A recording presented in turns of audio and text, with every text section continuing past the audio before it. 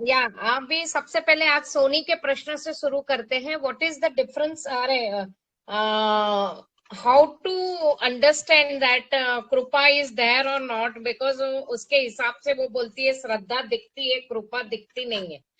Actually speaking, श्रद्धा और कृपा दोनों एहसास की चीज है। तुम खाली माथा टेकते हो, फिजिकल गेस्चर है। अंदर से तुम्हारी मानता कितनी है, उसको श्रद्धा बोलते हैं। अभी तुम मानो तो शिवलिंग है, नहीं मानो तो वो पत्थर है।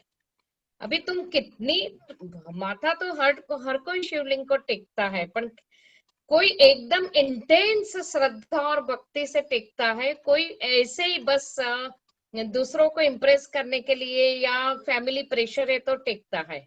तो फिजिकल गेस्चर श्रद्धा है वो नहीं मालूम पड़ता है, वो इंटरनल फीलिंग है। ठीक उसी तरह कृपा का एहसास भी इंटरनल है।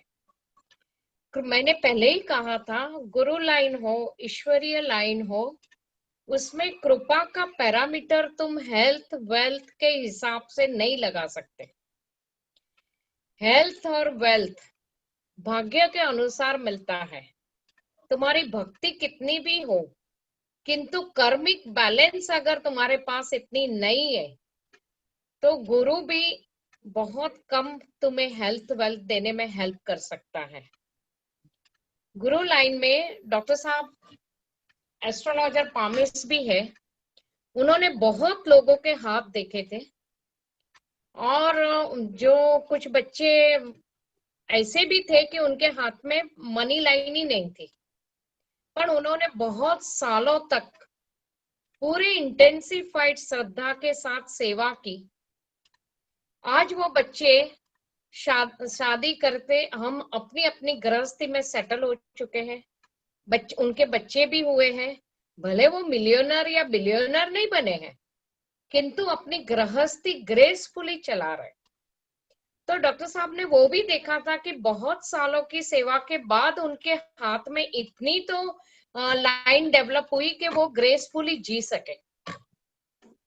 तो गुरु आपको ग्रेसफुली जीवन जीने की शक्ति देता है।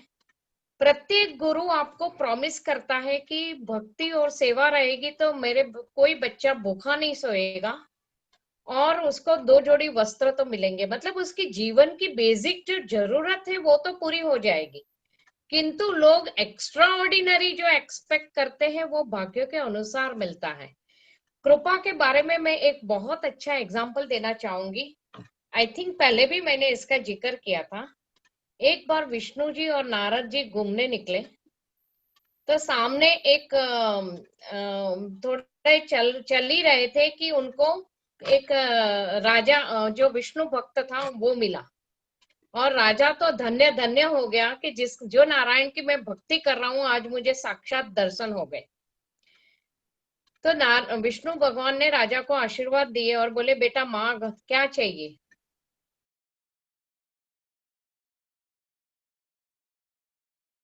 तो राजा ने आशीर्वाद मांगा कि मतलब राजा ने बोला कि प्रभु आप दे दीजिए जो मेरे लिए जरूरी है।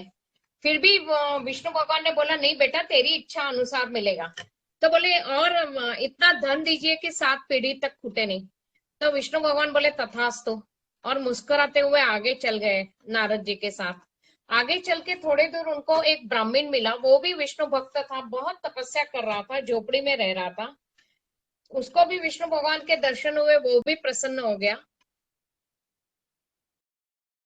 और उस विष्णु भगवान ने उसको भी बोला, बेटा तेरी तपस्या से प्रसन्न हो, मांग क्या चाहिए। तो उसने मांगा कि बस मेरी आप इतना आशीर्वाद दीजिए कि भक्ति आपकी चालू रहे और मेरे सर पे ये झोपड़ी मेरी सलामत रहे, सर पे छत सलामत रहे। विष्णु भगवान मुस्कुराए और आगे चल के उन्होंने थोड़ा पीछे मुड़ के देखा, उसकी झोपड़ी तक उड़ा दिया। तो नारद जी बोले, प्रभु ये अन्याय नहीं है, राजा के पास इतना धन था फिर भी आपने और धन दे दिया कि उसको पीढ़ियों तक ना कूटे, और ये ब्राह्मण ने बेचारे ने अपनी झोपड़ी सलामत मांगी तो वो आपने उड़ा दिया। तो विष्णु भगवान ने उत्तर दिया, बहुत ध्यान से सुनना, कृपा किसको कहते हैं।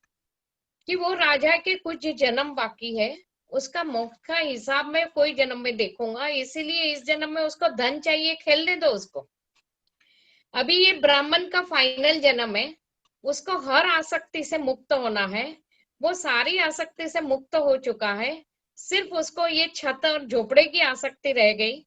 तो मैंने आज वो भी उड़ा दी कि तू ये आसक्ति से भी मुक्त हो जा, पूरा संसार तेरी छत है, काय को इसमें फंसता है। तो ये है कृपा। हम अपने ग्रॉस पैरामीटर से कृपा को कैसे इवेल्युएट करेंगे? गुरु जानता है कि मेरा बच्चा कौन सी अवस्था पे, मेरा शिष्य कौन सी अवस्था पे है, उसके लिए क्या जरूरी है, वो चीज उसको मिल जाती है। तो विश्वास इतना अटल होना चाहिए कि मेरे गुरु मेरे लिए जो भी कर रहे हैं वो मेरे भले के लिए ही कर रहे हैं। ये अटल विश्वास ही गुरु शिष्य का रिलेशन, ईश्वर और भक्त के रिलेशन को बरकरार रखते हैं।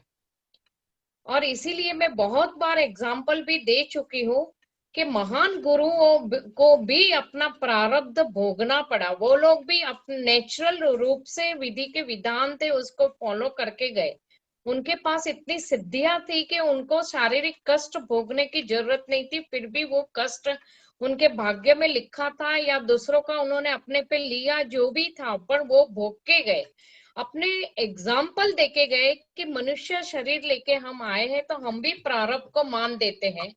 तो फिर हम क्या ग्रॉस पैरामीटर से कृपा की डिफाइन करेंगे? आई थिंक सोनी क्लियर कि सबसे पहले तो मुझे हंसी आती है कि आज के युग में दुख सुनाने के लिए हम साइकियाट्रिस्ट के पास जाते हैं तो वो भी तगड़ी फीस वसूल करते हैं काउंसलिंग की।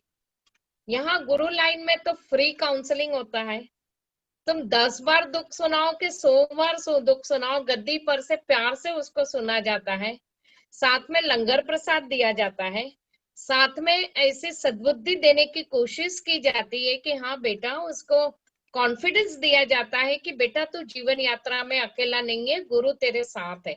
इतना होने के बावजूद साइकियाट्रिस्ट तो जो दवा देता है ज्यादा करके एनाल्जेसिक देके तुम्हें सुला देता है, गुरु तुम्हें जागरूक करने की कोशिश करता है कि तुम्हारा इनर डिवाइनिटी पावर इतना जागरूक हो कि तुम वो परम तत्व की संतान हो, तुम उस परम तत्व जैसे बन जाओ। तो क्या हम उस गुरु के सामने हम कृपा तुम्हारी कितनी हुई उस पैरामीटर को, मेरे को तो अभी तक कोई पैरामीटर नहीं मिला कि जिससे मैं कृपा को नाप सकूं। मेरे को तो ऐसी कोई फुट रूलर नहीं मिली कि जिससे मैं कृपा की लेंथ नाप सकूं। वो एक, मैं तो बोलती हूँ हर सांस में कृपा है, हर दिन सुबह उठती हूँ सांस लेती हूँ वो भी कृपा है। अभी ये कृपा का बात चल ही रही है तो दूसरा एग्जांपल देती हूँ।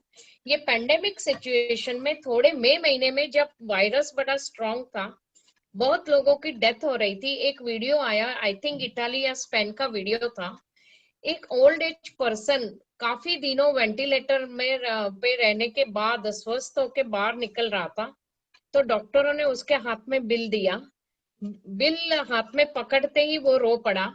तो डॉक्टरों ने बोला, प्रेम से उसके पीठ पे हाथ पसवारा, बोले सर जी आपके पास पैसा नहीं है तो कोई बात नहीं, बिल हम वेव ऑफ करते हैं, आप स्वस्थ होके घर जा रहे हो उसी से हमें खुशी है। तो वो बोला नहीं नहीं, बिल देने की तो मेरी कैपेसिटी है।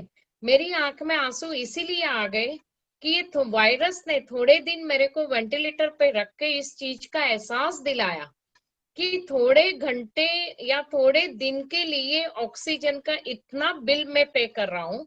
अभी तक जो इतना लंबा जीवन मैंने जिया, प्रकृति ने मेरे को फ्री ऑक्सीजन दिया, मैंने एक बार भी, एक पल भी प्रकृति को थैंक्स नहीं कहा, गॉड को मैंने थैंक्स नहीं कहा कि तू मेरा जीवन चला रहा है।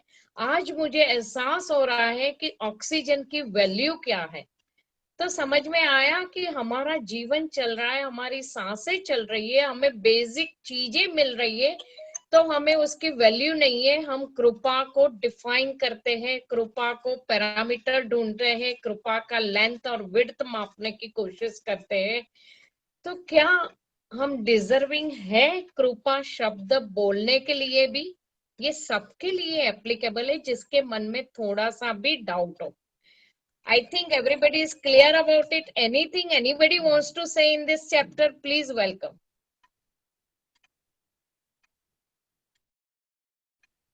Sony, clear? जी गुरु माँ क्लियर। तो हमेशा शुक्राना होना चाहिए कि मालिक शुक्राना करे। हम नहीं जानते कितनी सफरिंग हमारी लाइफ में थी। वो इंटेंट, एक बात का तो विश्वास मुझे 100% है कि गुरु is full of power, grace and mercy. गुरु हमेशा दया ही करता है और गुरु कोशिश ही करता है कि मेरे बच्चे की जो डिग्री ऑफ सफरिंग है वो थोड़ा कम हो, ताकि मेरा बच्चा ये जन्म पूरा कर ले, कोई गलती उससे हो नहीं और आगे का जीवन उसका सही चले। इसीलिए तो वो हाथ में कड़ा देते हैं कि तुम कर्म हाथ से करोगे, तुम्हारा ध्यान भावना में, फीलिंग में तो बाद में जाएगा। तुम क्रोध से किसी को चांटा मारने के लिए हाथ उठाओगे तो तुम्हारा ध्यान कड़े पे जाएगा, तो ध्यान गुरु में लगेगा, तुम कभी किसी को चांटा नहीं मार पाओगे, हमेशा सहयोग के लिए हाथ उठेगा। क्योंकि हम जब हमारा विवेक बुद्धि खो बैठते हैं तो हम फीलिंग पे तो हमारा ध्यान ही नहीं जाता, एटलीस्ट फिजिकल गेस्चर पे ध्यान जाता है तो भी गुरु में ध्यान लगे। इसलिए गुरु ने हाथ में कड़ा पहना दिया कि बेटा ध्यान गुरु में रख, बाकी का सब सही हो जाएगा।